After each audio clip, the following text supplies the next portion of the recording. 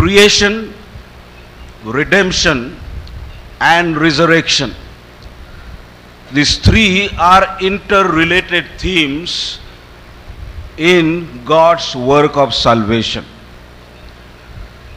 The cross and resurrection has to do with salvation. But the idea of salvation cannot be really understood without understanding what God was doing in creation. Creation tells us what was the original plan of God for man. What was the original intention of God for man. And as we read from the Bible, we understand that God created man with threefold purpose and plan. The first one was that God created man so that man would live as a representative of God himself, and therefore God created man in his own likeness. God created man in his own image, so that man would reflect the likeness of God in his nature. That was the intention, the original intention of God in creating man. And when I say man, I am using a generic expression of man, which includes male and female, because the creation also tells us He created man as male and female. So when Bible talks about man, it does not simply talk about the gender man, but Bible talks about man as male and female. And so God created man so that man may reflect the nature of God, which is basically the holiness, but much beyond that as well. Then secondly, another purpose in which we see in creation is that God created man, that God and man may live in close relationship and fellowship. And that is why God, after creating man, kept him in the Garden of Eden and continued to have fellowship with man. There was that ongoing relationship, ongoing fellowship that God and man experienced, because that is why God created man, to have fellowship with God. So that was another original intention of God in creating man. The third intention was, or the third purpose was, God created man in His own image, so that as God is everlasting, as God is eternal, man also would be an eternal being. Death was not in the plan of God's creation. As I told you the other day, death was invited by man later on. But in the plan of God's creation, there was no place for death. God had created man as God Himself is a living being. So also God created man as a living being, everlastingly or as eternally. So these are the three purposes, threefold plan that is revealed to us in Scripture when God created man. But then something else happened that also we know. Man fell in sin. Man disobeyed God. Man revolted against God's instructions, against His commandment. And sin entered into human race. And that sin actually destroyed the original purpose of God with which God had created man. First of all, sin destroyed the likeness of God in man. God created man like Him, but that likeness with which man was created was destroyed because of sin. So the man who committed sin is no more like God, because he lost that likeness. He lost that moral image of God in himself. So the first purpose is gone because of sin. The second purpose also was gone. Because of sin, God could not keep man anymore in his presence. Man was driven away. Man was separated from God and the fellowship was lost.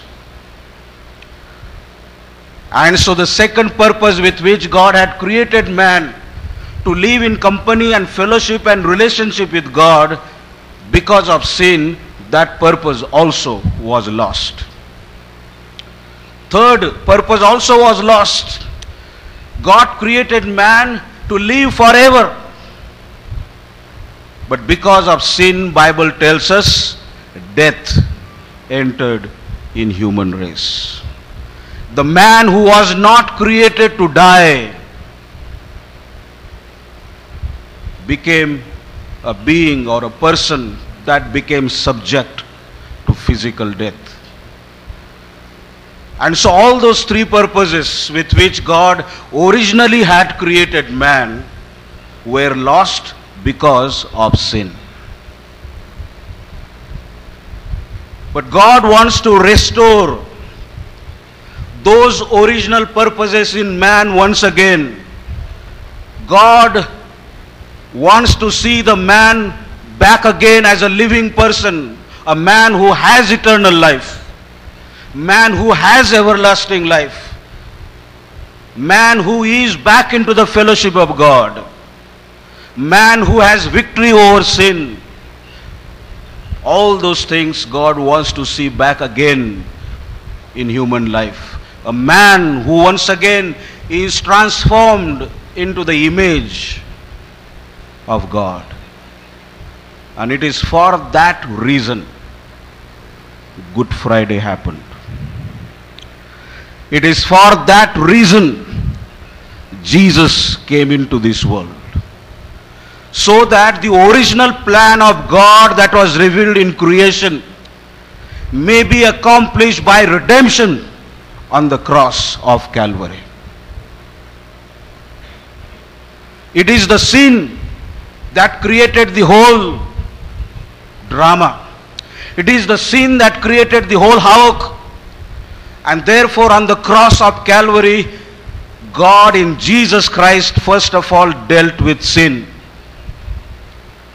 He placed the sins of the world on Jesus Christ, the Lamb of God, who was slain for the sins of this world. Jesus on the cross dealt with the sin that destroyed God's original plan and purpose for humanity. And so now whoever believes in Jesus Christ and the atonement that he made for the sins of this world has forgiveness of sins. The sin that destroyed his relationship with God, the sin that brought death into his life, the sin that destroyed the godlike nature in man, that sin was dealt on the cross of Calvary by God in Jesus Christ. And because of the work of Jesus Christ on the cross of Calvary, those three things are made possible to happen once again. As God deals with our sin through his blood on the cross of Calvary, through the power of the Holy Spirit, through the word of God that he has given to us, the sin problem in man can be dealt with. There is a solution that Jesus Christ has brought into this world to the problem of sin. Through cross, through the Holy Spirit, and through his word. And man can once again be transformed into the likeness of Jesus Christ. And that is why those who now believe in Jesus Christ, Paul declares, they are new creation. The process of new creation begins with every believer the moment you believe in Jesus Christ, until every believer is transformed in the likeness of his Son, Jesus Christ, who is in the likeness of his Father. And so the very first purpose that sin destroyed in human life is restored back by Jesus Christ on the cross of Calvary by dealing with sin. Because sin is dealt with, our relationship with Christ is restored. Our relationship with God is restored. And now we have fellowship with God. The fellowship with which we were created, we are back into that fellowship with God.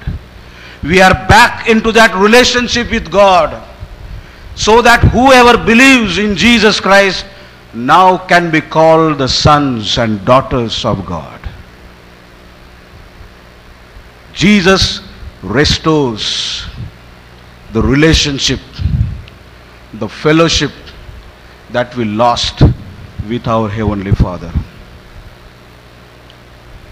But because God is dealing with sin on the cross of Calvary, it is the sin that had brought death into the life of humanity. That sin itself is dealt with, and the punishment of that sin, death itself, was killed by Jesus on the cross of Calvary. Who died on the cross? It is the death that died on the cross. We are liberated from the very curse of sin, which is death, on the cross of Calvary. So all that we had lost, that was given to us in creation, all that is restored in Jesus Christ on the cross of Calvary.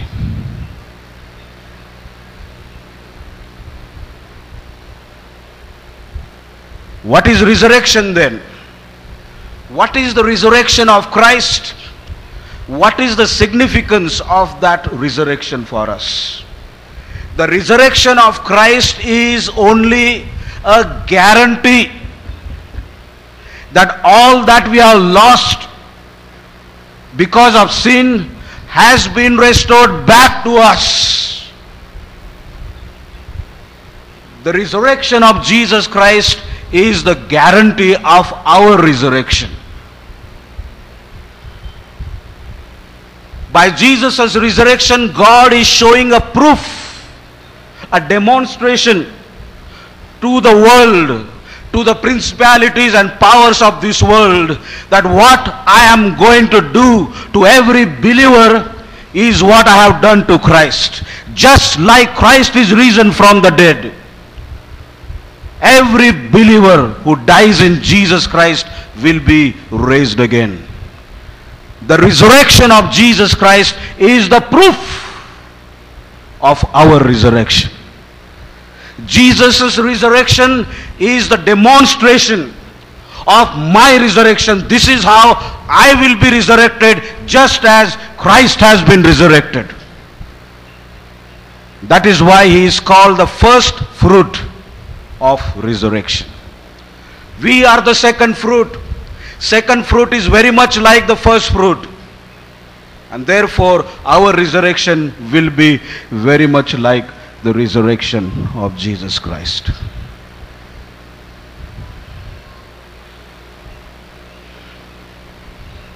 And when Jesus rose again, Jesus did not want any of his disciples to live in any kind of doubt that he was resurrected.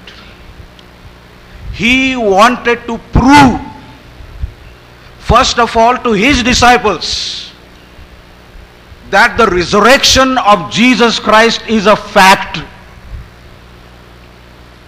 The resurrection of Jesus Christ is a reality. The resurrection of Jesus Christ is truth. It is not a myth. It is not a tradition. It is not a gossip. Jesus really rose again. What did Jesus do for that? Turn to me to Acts chapter 1. Acts chapter 1 and verse 3. Those who doubt the resurrection never forget this verse. Acts 1:3. To these he also presented himself alive. This is a record after the resurrection of Jesus Christ. To these he also presented himself alive after his suffering by many convincing proofs, appearing to them over a period of 40 days and speaking of the king things concerning the kingdom of God. Right after resurrection, for the rest 40 days, Jesus was involved in one thing.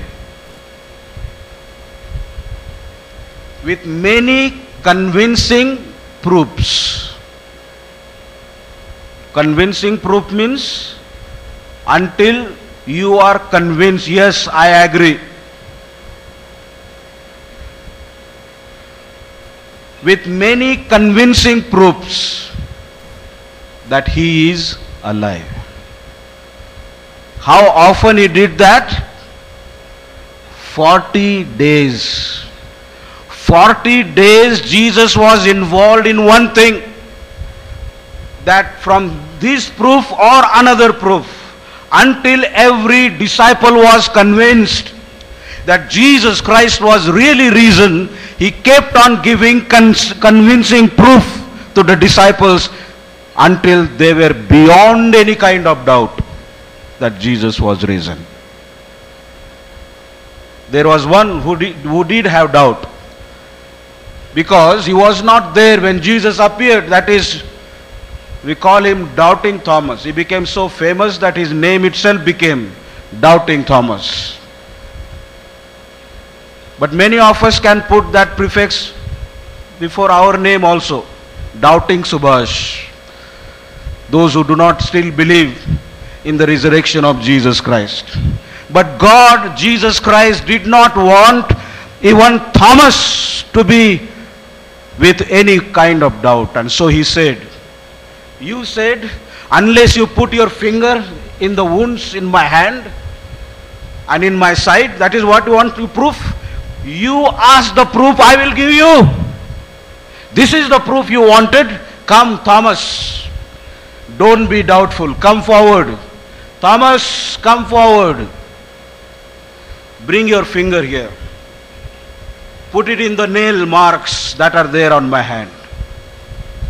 Put it in the side where it was pierced. You will see it is me.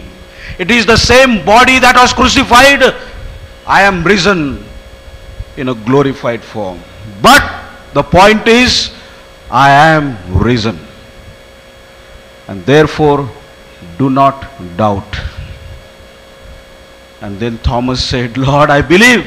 Now I got the proof that I wanted. Now I believe. And Jesus tells him, you believed because you saw with your eyes. You believed because you touched with your hands. But blessed are those who will believe in my resurrection without those proofs.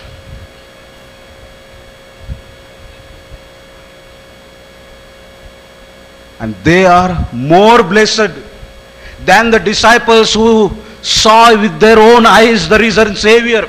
But today those who are able to believe in the resurrection of Jesus Christ without all those proofs are more blessed. But the point is, the disciples were given all the proofs that would convince them that Jesus was really risen. All the proofs that we could have asked him today, all those proofs have been given by Jesus Christ to his disciples in those 40 days. And therefore, we actually do not need any more proof. All the proofs are already presented to them. And they are our representatives. They are our first believers. They are our forefathers in faith.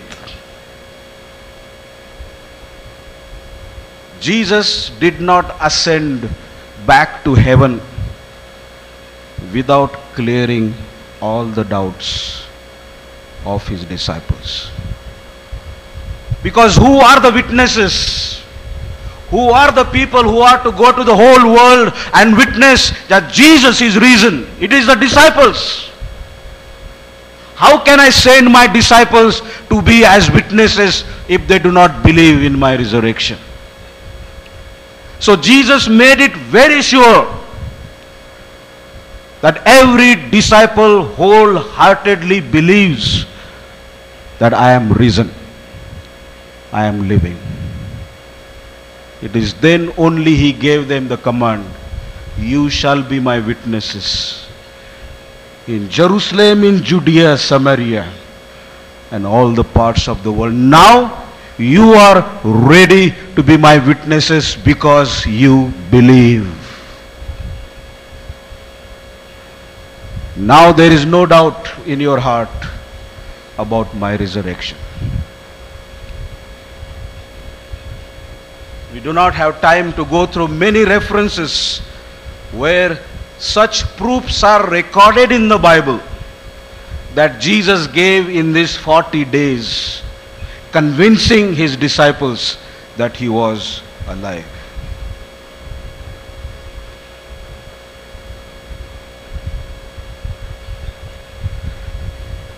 And it is in the light of that resurrection of Jesus Christ, it is in the background of the very resurrection of Jesus Christ, the assurance of our own resurrection has been given.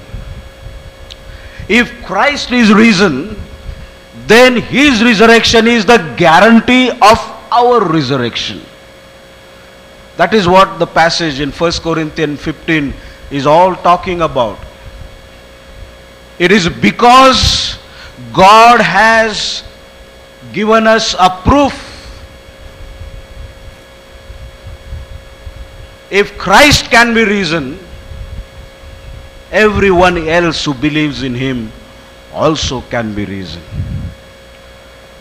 And so the resurrection of Jesus Christ is the guarantee of our own resurrection. What happens to us because of our own resurrection? What resurrection will really do to us? Resurrection will do everything to us that sin has destroyed in terms of our human life. The sin has brought death into human life. The sin has brought all kind of sickness, all kinds of infirmities, all kinds of limitations, all kinds of curses upon human life. Resurrection will take away all those curses, all those diseases, all those sicknesses, everything that is a limitation on this human body today will be removed. Because resurrection will give us a different body. The body like Jesus had after resurrection, we will have that body. That is why he is the first fruit. Look at the first fruit, that is how will be the second fruit.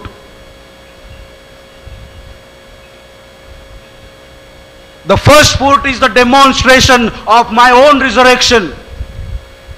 Look at the resurrection of Jesus Christ. Look at the resurrected body of Jesus Christ. That is the kind of body you also will receive when you are resurrected. We will have to read few verses in order to understand this. Again from 1 Corinthians chapter 15 verse 22.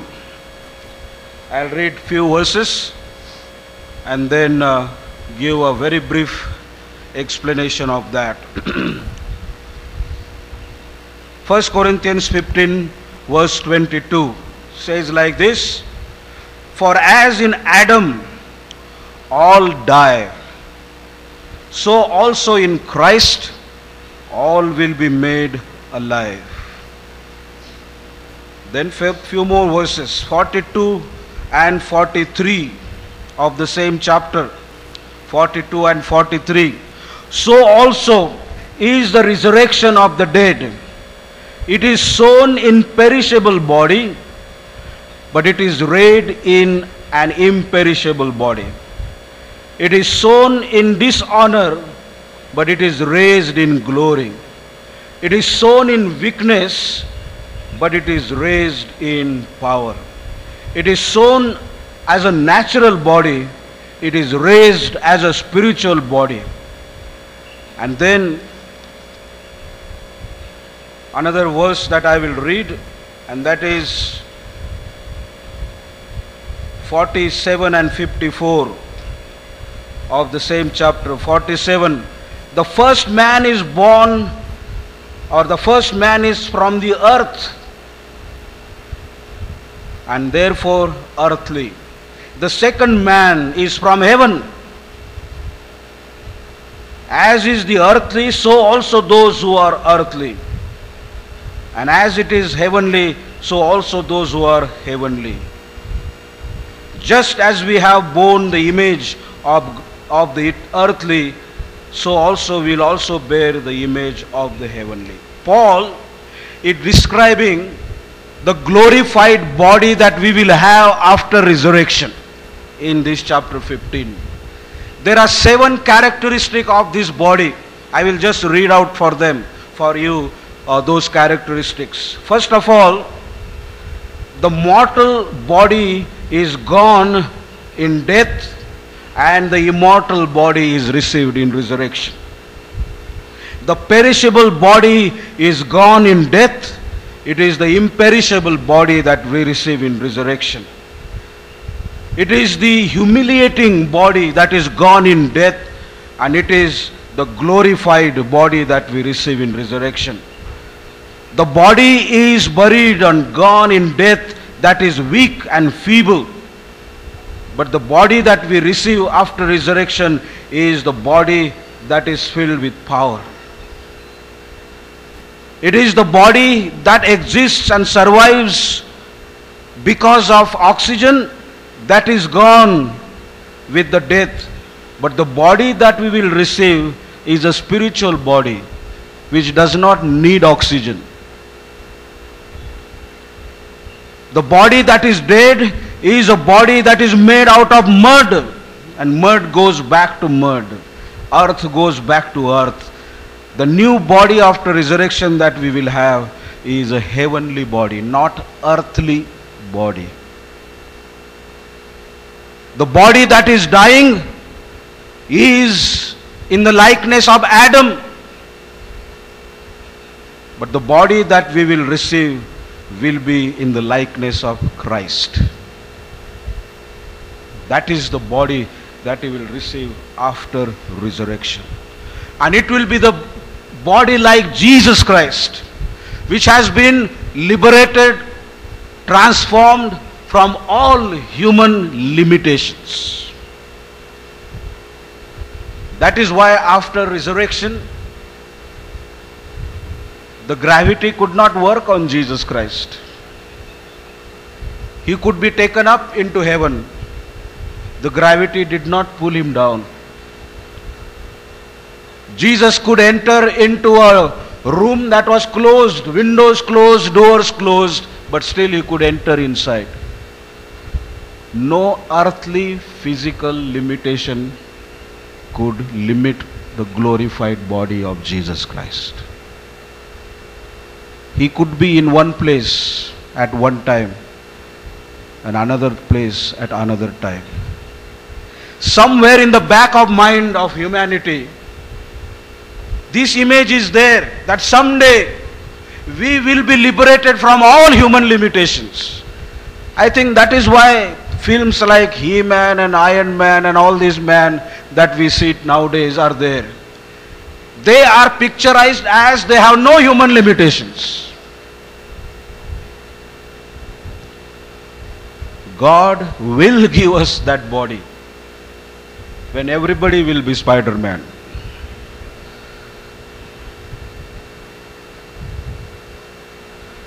He will remove all those limitations, because that will be a resurrected body, a glorified body that will have no limitations.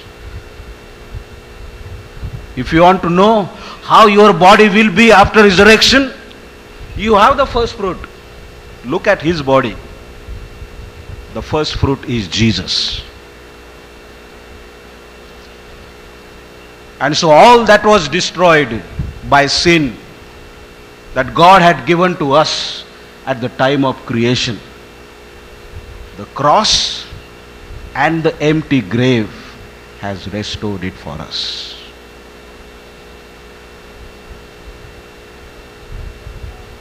Let us pray.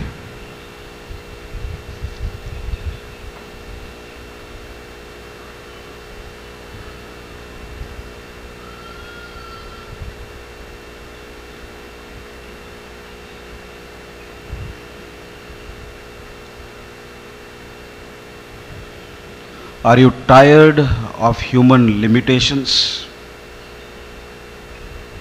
suffering, infirmities, diseases, weaknesses, agony, pain, suffering?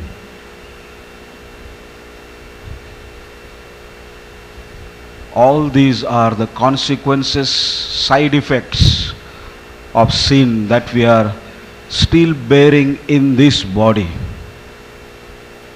and they will be with us as long as we live in this human body.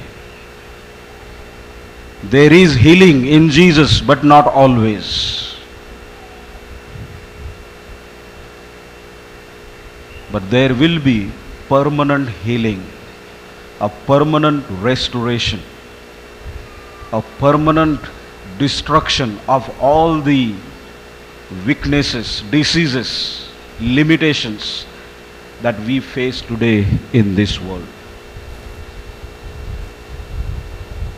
When we will be resurrected in the manner of the resurrection of Christ, we will receive that glorified body, which passeth every limitation that we face today in our human body. Christ's resurrection is the guarantee, is the demonstration of our own resurrection. Let us take heart. Let us be encouraged.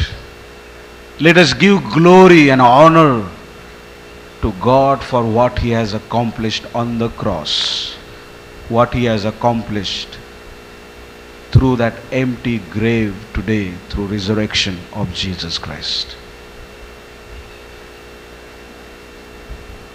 And be witnesses of that resurrection,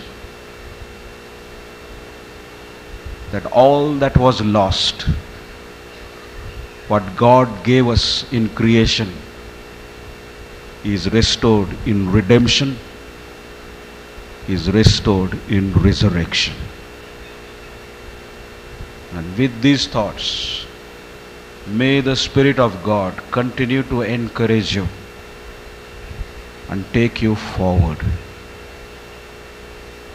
in your relationship with Him. In Jesus' name we pray. Amen.